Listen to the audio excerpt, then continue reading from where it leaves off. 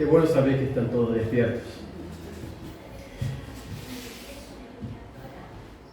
De mañana de muchas emociones, ¿no? Semana.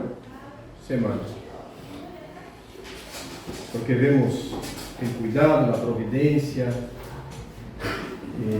y los planes del Señor que se cumplen, que son llevados hacia adelante. Y en estos planes está también la muerte. Yo ya hablé acá unas cuantas veces y repito, la muerte física después del pecado es una gran bendición del Señor para el ser humano. Ella no entra como bendición, pero después del pecado, con la maldad que pasa a habitar el ser humano, la naturaleza humana, la muerte física es una gran bendición. Una gran bendición. Vamos a leer una carta escrita hace 2500 años por lo menos, y que está en el Antiguo Testamento, en el libro del profeta Jeremías, en el capítulo 29, a partir del versículo 1. Jeremías 29, a partir del 1. Vamos a leer unos cuantos versículos y les dejo el desafío de mantenerse concentrado del versículo 1 hasta el que vamos a leer, el 22, 23. Hay un premio para aquel que no permita su mente salir del texto en este momento, lo que no es poca cosa. Jeremías 29 es una carta dentro del libro del profeta, una carta.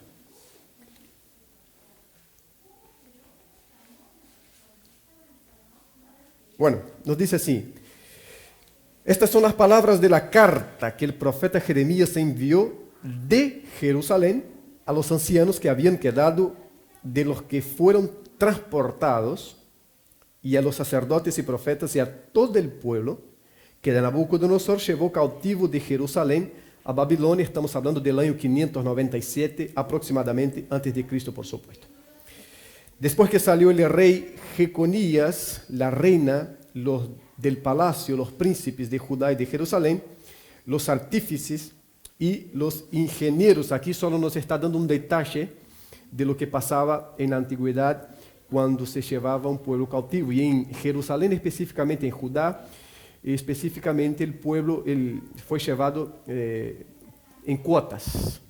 Entonces, en la primera invasión se llevó los cabecillas del pueblo. Y por eso acá se está dando este detalle entre paréntesis, y quizás alguna versión que ustedes tengan ni esté estos detalles. Pero acá en la Reina Valera lo tengo entre paréntesis, porque se está hablando de un grupo chico de unas 10.000 personas que fue llevada cautivo primero. Después se va el grueso del pueblo, por así decir. Seguimos entonces en el versículo 3. Por mano de Elasa, hijo de Safán, y de Gemarías, hijo de Hilcías, a quienes envió Sedequías, rey de Judá, a Babilonia, a Nabucodonosor, rey de Babilonia. Decía la carta, versículo 4. Así ha dicho Jehová de los ejércitos, Dios de Israel, a todos los de la cautividad que hice transportar de Jerusalén a Babilonia. Entonces, ponga la atención en hice, porque el Dios que está hablando, entonces, él está poniéndose como sujeto de esta acción. Yo hice, ¿tá? Versículo 5. Edificad casas y habitadlas, y plantad huertos y comed del fruto de ellos. Casaos y engendrad hijos e hijas. Dad mujeres a vuestros hijos y dad maridos a vuestras hijas, para que tengan hijos e hijas. Y multiplicaos ahí y no os disminuyáis. Versículo 7. Y procurad la paz de la ciudad a la cual os hice transportar, y rogad por ella a Jehová. Porque en su paz, en la paz de la ciudad, tendréis vosotros paz. Porque así ha dicho Jehová de los ejércitos, Dios de Israel: no os engañen vuestros profetas que están entre vosotros, ni vuestros adivinos, ni atendáis a los sueños que soñáis. porque falsamente os profetizan ellos en mi nombre.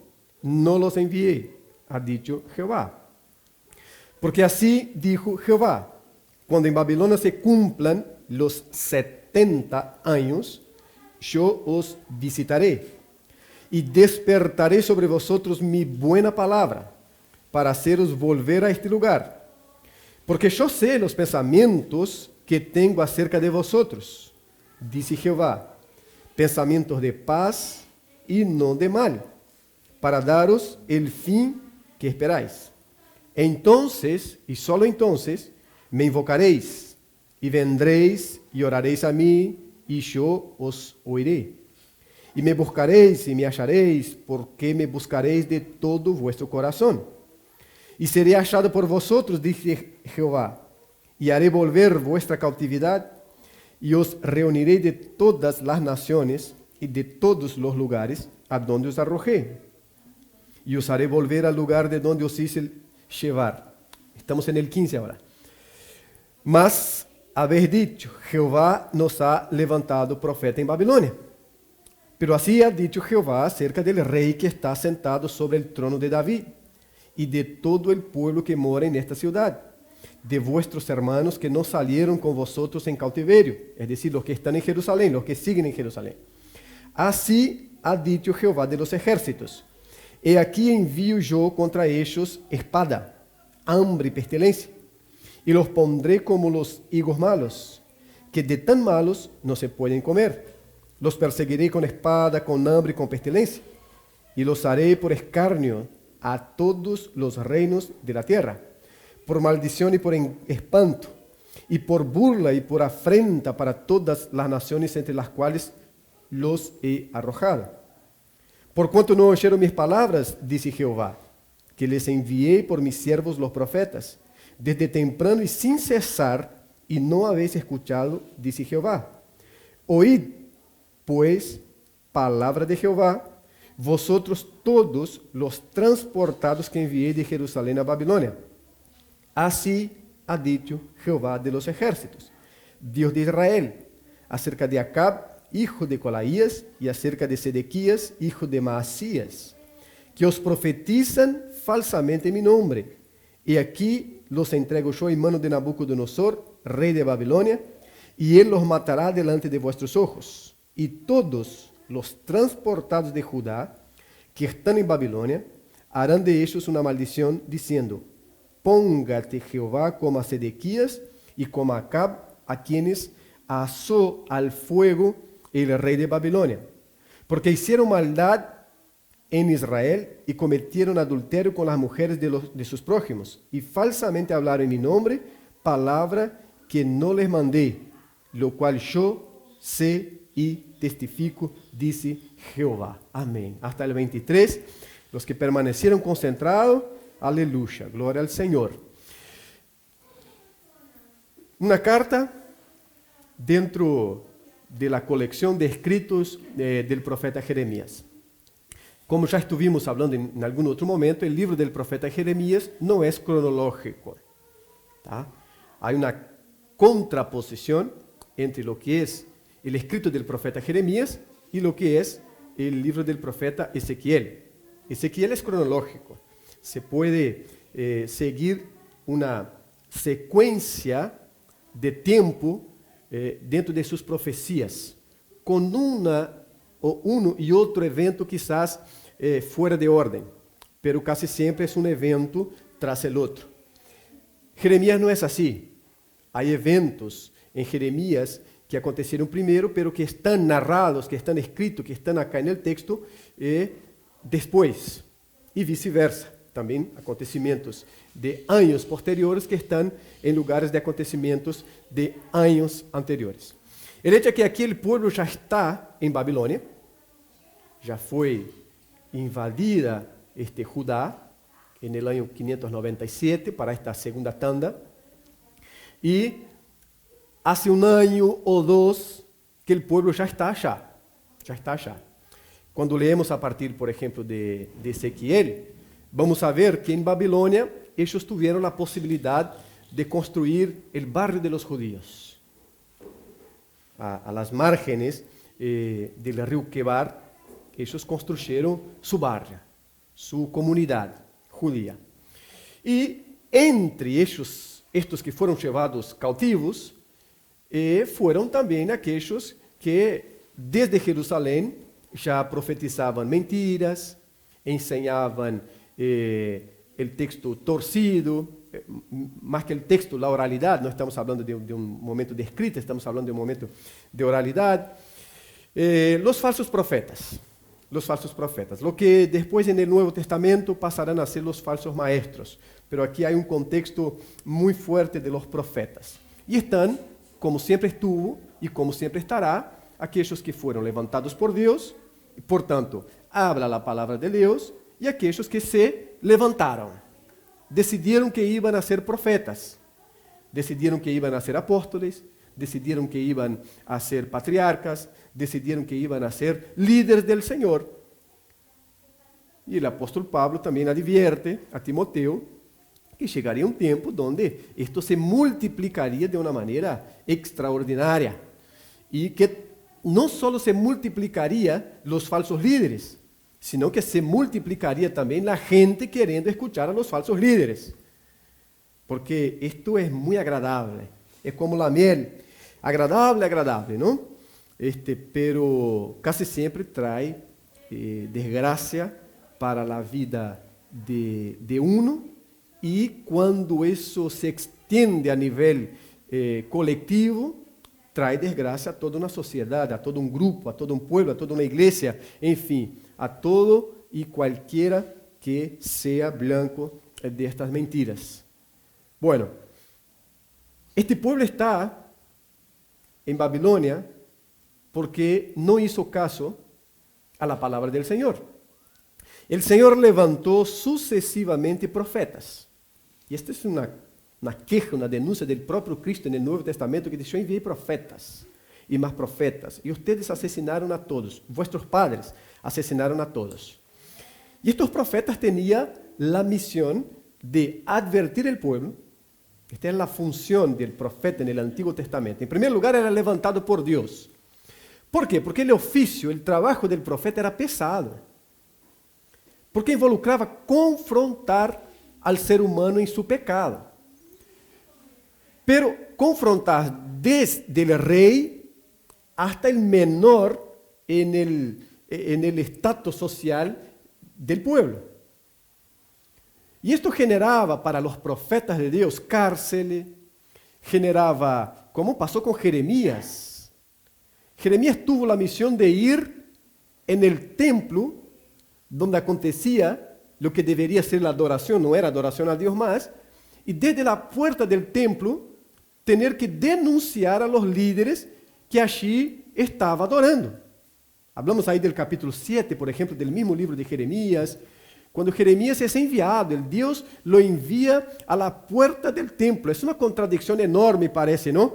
Que los que están en el templo sean denunciados por falsa adoración, por una vida doble, por un profeta de Dios.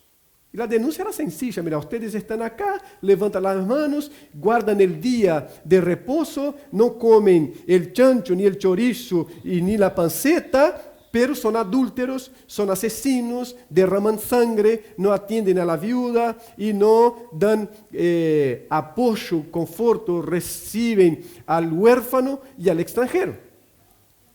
Y el Señor no se agrada de eso. Entonces, agarran a Jeremías y lo meten allí en un pozo y allí lo dejan. Entonces, los profetas en el Antiguo Testamento no pedían para ser profeta. No hay uno levantando la mano y diciendo: Señor, hágame profeta para las naciones. No hay uno. Está Isaías en el templo llorando porque había muerto el rey. Y Isaías era un profeta que caminaba desde el palacio hasta el pueblo en la calle. Tenía acceso a los pasillos de todos los palacios. Entonces el rey era amigo suyo y había muerto. Isaías está llorando la muerte del rey. Se le presenta en el templo una visión, esta que conocemos, que está en su capítulo 6. Y allí lo confronta.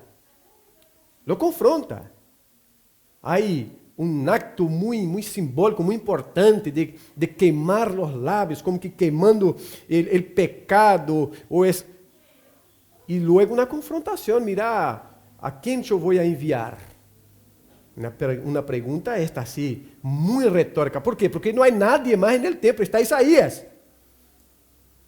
Isaías não tem como mirar e dizer, Senhor, há um muito preparado acá, outro. Não, estou acá, Senhor, envia-me a mim. Não lhe queda outra depois de todo o que passou. Pero não é que levantou a mão e disse, Senhor, agora quero ser profeta para mi pueblo. Não há em Jeremias. Jeremias chega a declarar, Senhor, mejor me hubiera sido morir en el vientre de mi madre que nascer para ver todo o que veio e o sofrimento que ele passava.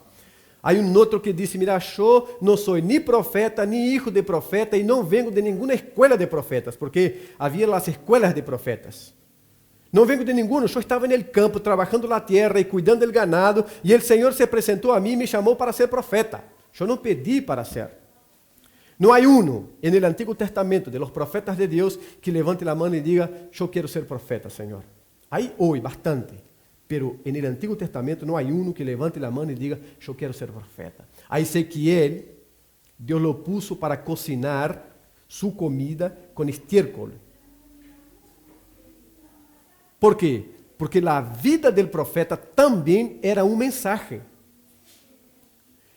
El mensaje no era lo que el profeta hablaba apenas, era también, pero su vida tenía que ser un mensaje. Es por eso que Oseas se casa com aquela que havia sido sua esposa, pero que agora era uma prostituta cultural.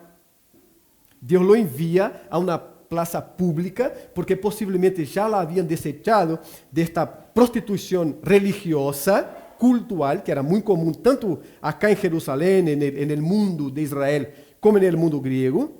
E agora Oséias tem que ir achar e trazer de volta a sua casa aquela que havia sido sua esposa e que lo havia traicionado. ¿Por quê? Porque a vida de Oséias é um mensagem do povo de Deus que se prostituiu, traicionando a Deus, e que Deus sigue amando a este povo, e que Deus sigue buscando a este povo e lo vai restaurar para si. Então, isso é o que passa em Oséias. Miren depois os nomes de los hijos de Oséias. É uma desgraça. É uma desgraça. Se pode, não sei, poner 11 de setembro a 1, se for mais ou menos hoje, 11 de setembro.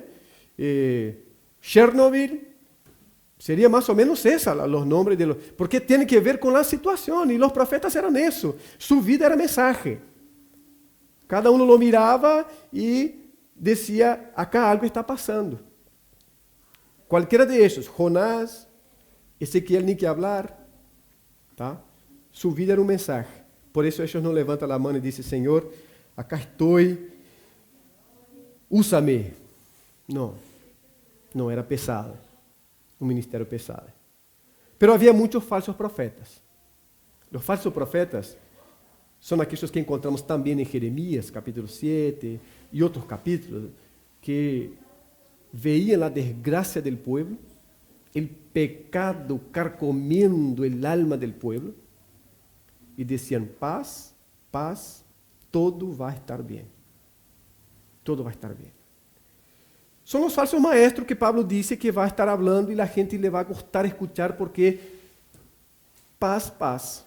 Nada mejor que estar viviendo mi vida de la manera que yo quiero, completamente fuera de los planes del Señor, satisfaciendo solo los deseos de mi alma, de mi corazón, y que tenga profetas a mi gusto para decir, está todo bárbaro. Sos un gran siervo del Señor. Paz, paz, hay paz. El tema es que no había paz.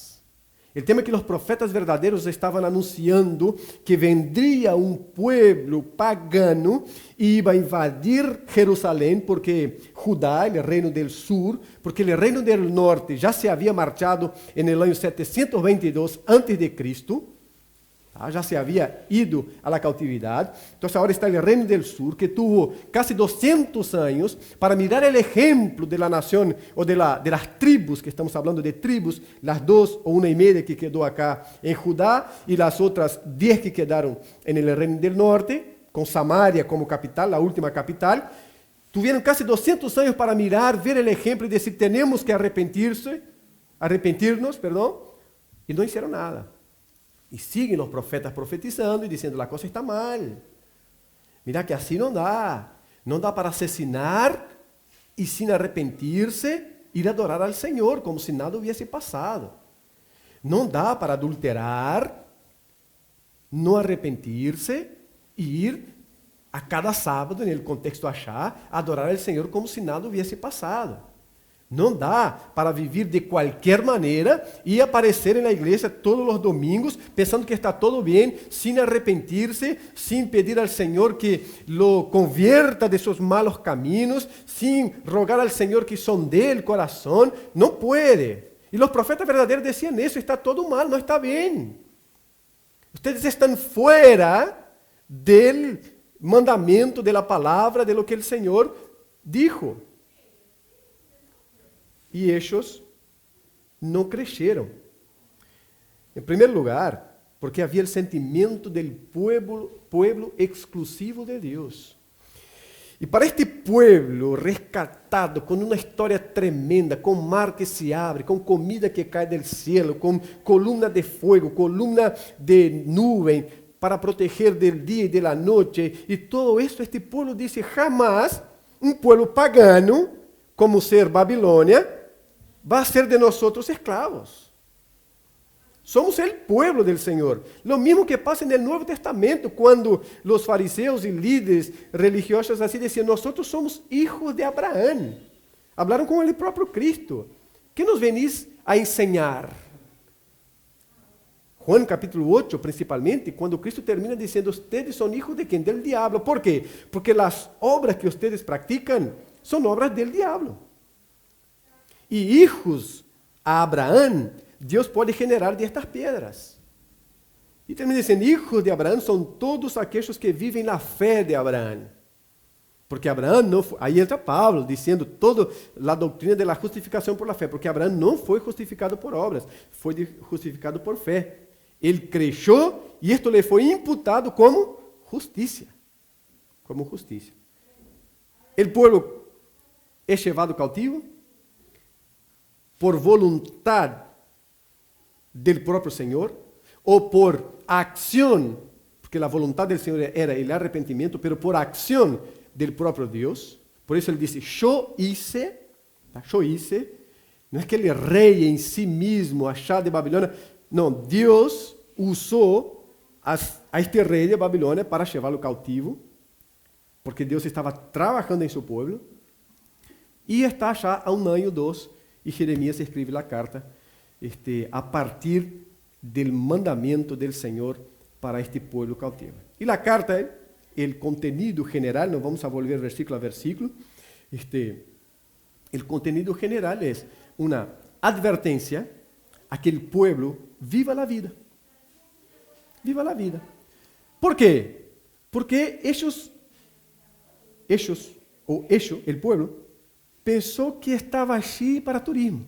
Tá, já venimos, mas é uma passada. Vamos estar 15, 20 dias, miramos os pontos turísticos acá de Babilônia, ou pelo menos nos agrupamos como pueblo especial del Senhor aqui, pero luego estamos zarpando, não nos quedaremos aqui para nada. Era coisa rápida. E os falsos profetas alimentavam isso e diziam: não, o tempo acá é cortito. Van a quedar pouco tempo, assim que se mantenga como puedan, armen uma carpa, uma hamaca, e lo que puedan hacer, busquen uma boa sombra, se abriguem, porque é muito corto o tempo de ustedes acá. Jamás Deus vai fazer com que ustedes queden, ou com que nós, porque era parte do povo, quedemos acá tanto tempo. Então, a carta de Jeremias vai em outro sentido, diz: mira, ustedes construyan casas, ustedes cásense e se deem em casamento. Ustedes plantem. Plantem porque ustedes vão a comer de lo que plantaram. Estão falando de tempo, não há fruto nem os híbridos e que nazca assim de hoje para amanhã. Então, se ustedes plantam, porque ustedes vão a comer de lo que plantaram. Mientras está um grupo dizendo: não, é todo muito rápido, o Senhor disse: ustedes plantem, vão a comer del fruto de lo que plantaram. Há tempo aí. Ustedes orem y trabajen por la paz del lugar donde ustedes están. Porque en la paz de la ciudad, ustedes vivirán en paz. O Señor les está hablando, vivan la vida en el lugar donde ustedes están, porque hay un tiempo para que ustedes se queden ahí. Este tiempo nosotros lo tenemos en la propia Biblia, son 70 años que ellos iban a quedar allí. 70 años. Así que hijos nacerían, crecerían, se casarían en aquel lugar. 70 años. Hay una condenación a los falsos profetas. La carta dice que ellos estaban expresando sus propios sueños, sus propios deseos, y no tenían nada que ver con el Señor. Estos profetas van a ser condenados, van a ser juzgados y condenados y sufrirán las consecuencias de sus mentiras. Esto pasa en Mateo capítulo 7. Ustedes se acuerdan de Mateo capítulo 7. Señor, Señor, en tu nombre nosotros hicimos y aconteció cosas y no sé qué, y expulsamos demonios y sanamos gente y no sé qué. ¿Qué es lo que el Señor dice? Yo no los conozco. Y este mensaje está en el capítulo 7 de Mateo, dentro de lo que llamamos Sermón del Monte, de la montaña, en fin, cada cual da el nombre que quiere. Comienza en el capítulo 5, va hasta el capítulo 7. Se está hablando de la parte de los frutos. Dice que por los frutos conoceréis a los que son y a los que no son. Y esta gente produjo fruto, porque ellos dicen, nosotros sanamos gente en tu nombre, expulsamos demonios en tu nombre. Parece fruto. Pero fruto en la Biblia no tiene que ver con eso. Eso es también, pero fruto en la Biblia tiene que ver con una vida vivida según la voluntad del Señor. Este es el fruto en la Biblia. El fruto en la Biblia no son cuántas almas se ganó, no son cuánta gente se acercó a la iglesia. Señor, hemos dado mucho fruto. Mira que la iglesia tenía 10, ahora tiene 150. No tiene nada que ver con eso. Fruto en la Biblia tiene que ver con una vida que es vivida según la voluntad del Señor, o que se va encuadrando cada vez más en la voluntad del Señor.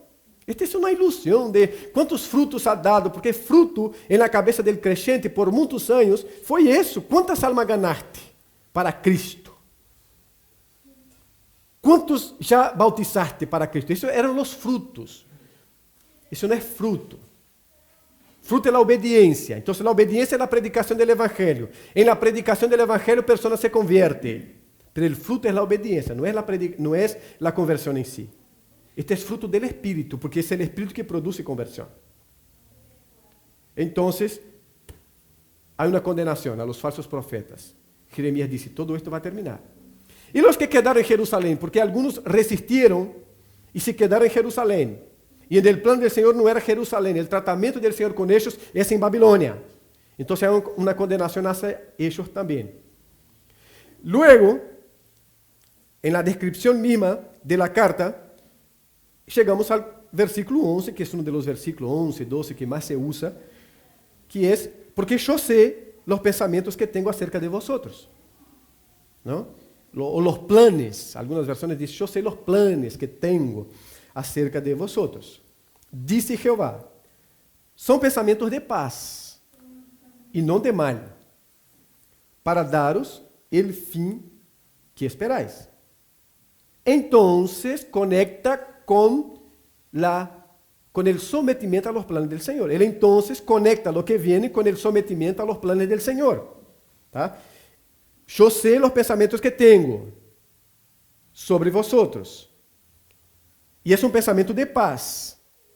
¿Tá? Entonces, en el encuadrarse en este plan, en este proyecto, en este proceso mío hacia ustedes, entonces ustedes me van a invocar. Entonces me invocaréis y vendréis y oraréis a mí. Y yo os oiré, porque allá en Jerusalén, en la situación que ellos estaban, Dios no los escuchaba. Los escuchaba en el sentido de hacer caso.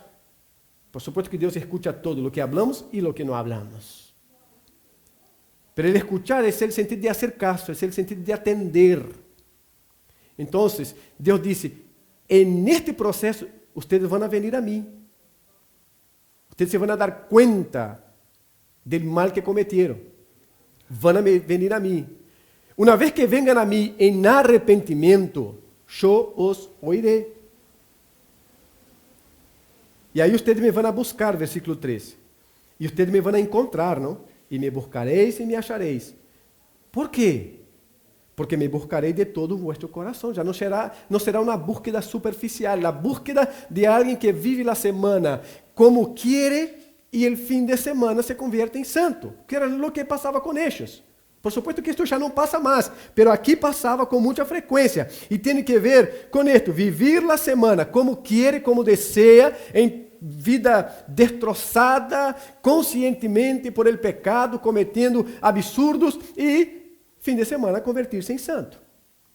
El lunes, martes, miércoles, jueves, viernes, é um caos, se não há reunião en el meio. Domingo ou sábado, depende.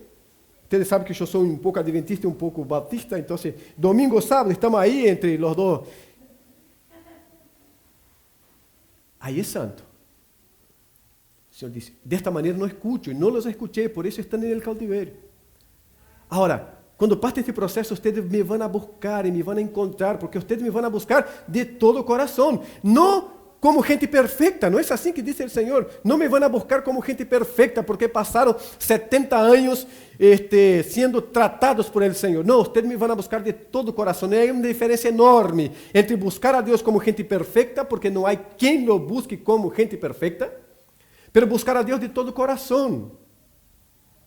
São duas coisas muito distintas. E o Senhor não está falando que se buscará a Ele como perfecto, porque passou por este processo junto ao Senhor. Se está falando que lo buscará de todo o coração. É outra coisa completamente distinta. Não é a perfeição, é o coração completamente rendido ao Senhor. É isso de lo que se está falando. E serei achado por vosotros, disse Jeová, e harei volver vuestra cautividade, e os reunirei de todas as nações e de todos os lugares adonde os arrojei, disse Jeová, e os harei volver ao lugar de onde os hice llevar. Está falando de um processo histórico acontecido, que é o povo deixando Babilônia e volviendo a Jerusalém,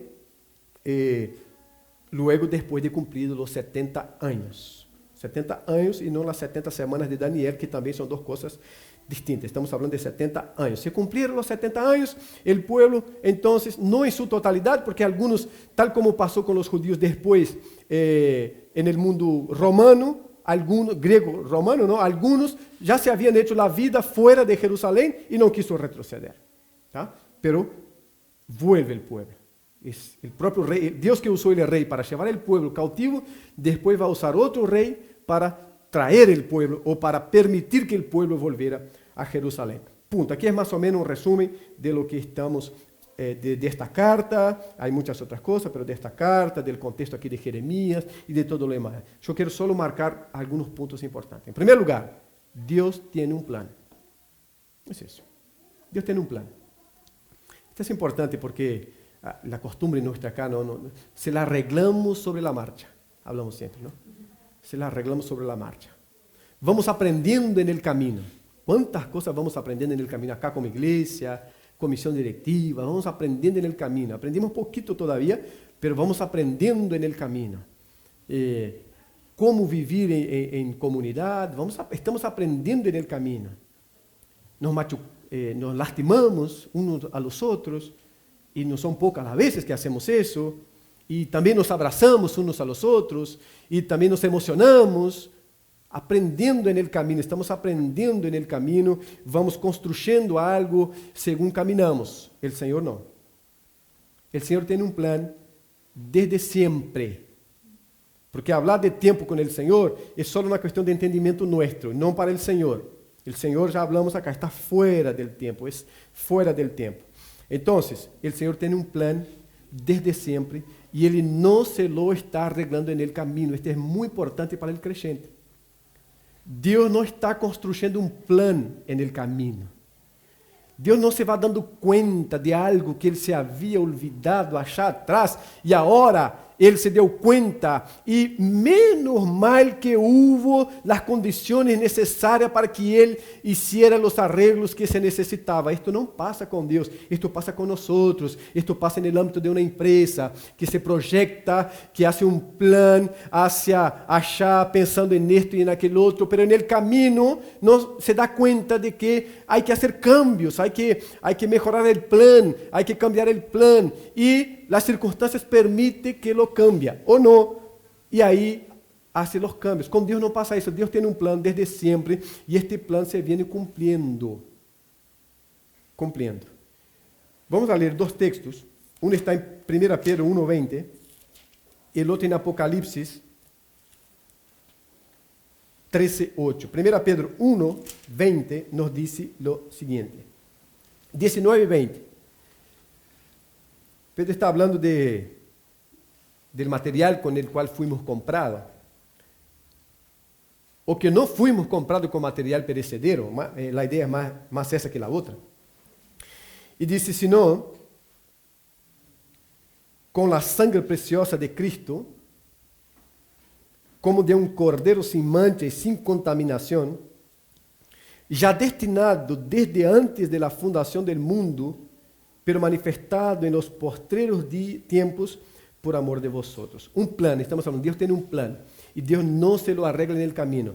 ¿Cuál es el plan? Está hablando que el plan de Dios está destinado, la muerte del Cordero, la entrega sacrificial de Cristo, está destinado desde antes de la fundación del mundo. Aquí nos está hablando que Dios no fue tomado de sorpresa con nada que pasó en el Edén, fuera del Edén, que pasó ayer, que pasa en mi casa, que pasa en tu casa, que pasa en Uruguay hoy, que pasa en el mundo hoy. Dios no fue tomado de sorpresa, porque el propio pecado que vendría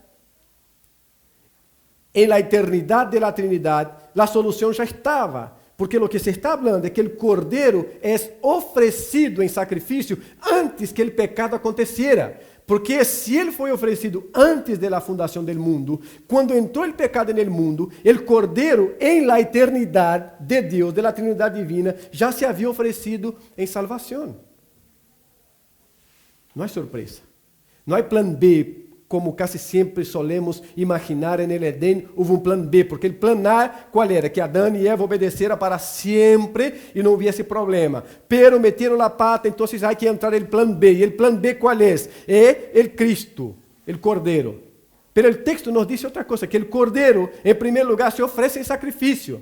Porque hay un plan que se genera, que se engendra, si es que podemos hablar de engendrar, en la eternidad. Y no en el Edén. Entonces, na eternidad, el Cordero ya se ofreció. Cuando viene el pecado, el Cordero es, en el tiempo, se ha manifestado, dice Pedro, se ha manifestado en estos postreros días. Ahí entra la historia, entra el tiempo, que sirve para nosotros. Tiempo, historia, espacio, es para nosotros, pero no para Dios. Apocalipsis 1, Apocalipsis 13:8, perdón.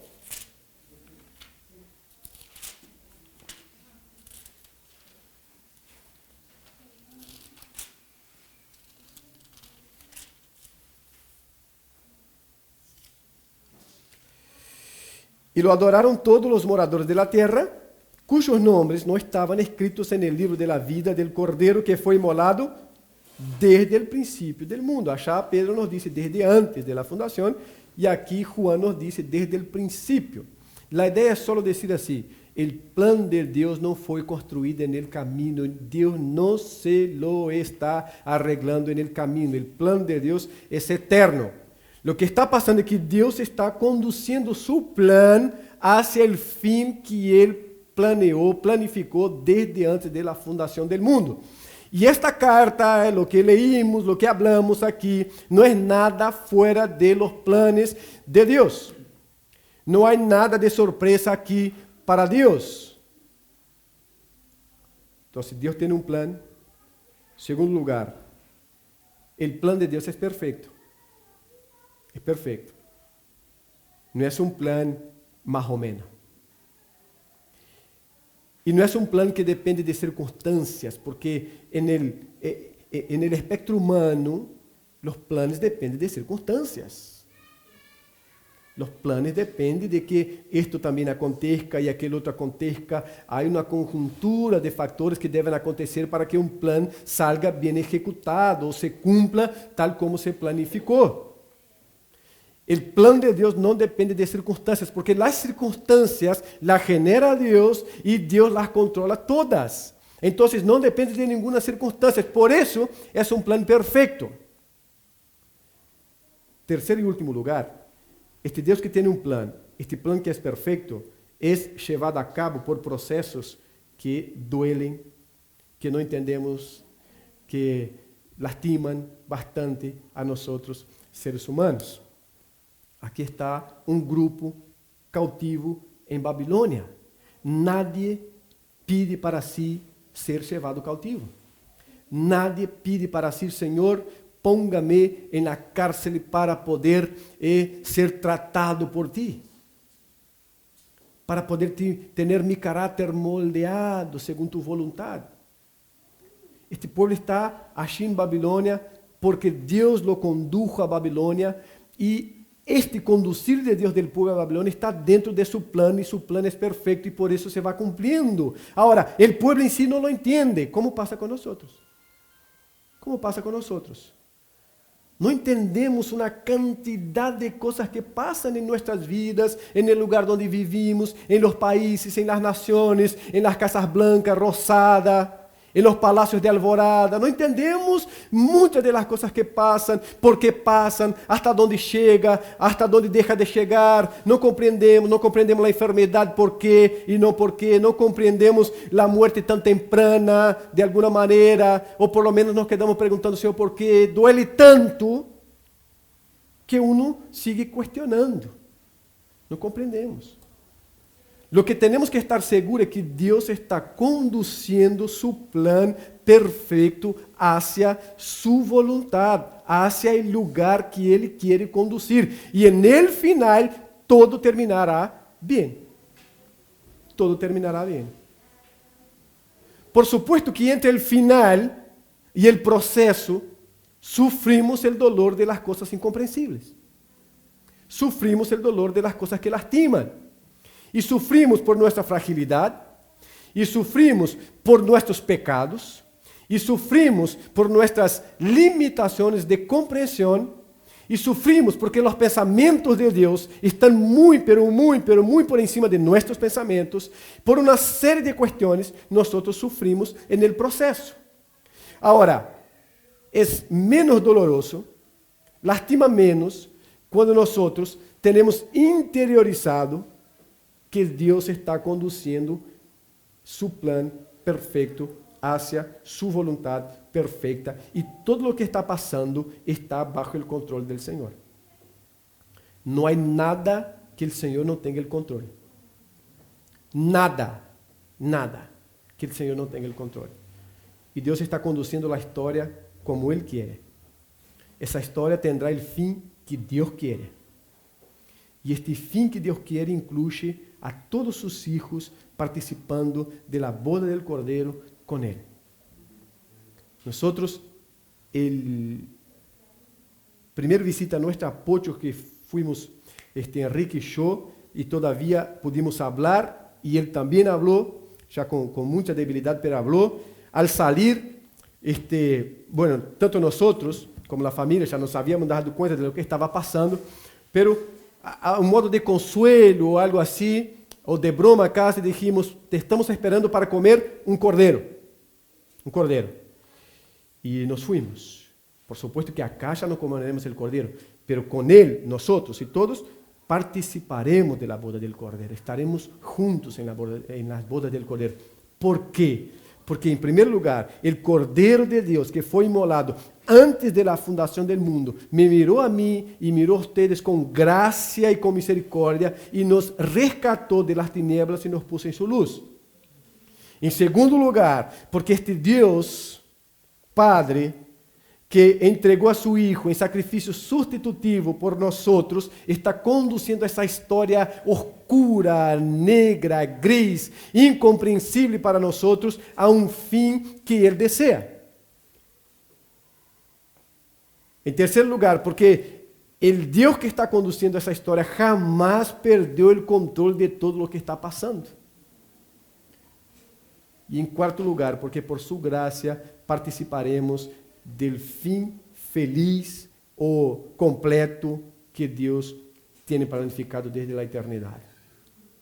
Así son las cosas. Mientras tanto, aún vamos a llorar bastante, hermanos. Bastante.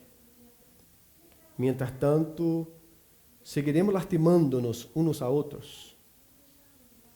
Ojalá cada vez menos. Porque esta es una señal de que estamos creciendo en el Señor. Pero seguiremos lastimando.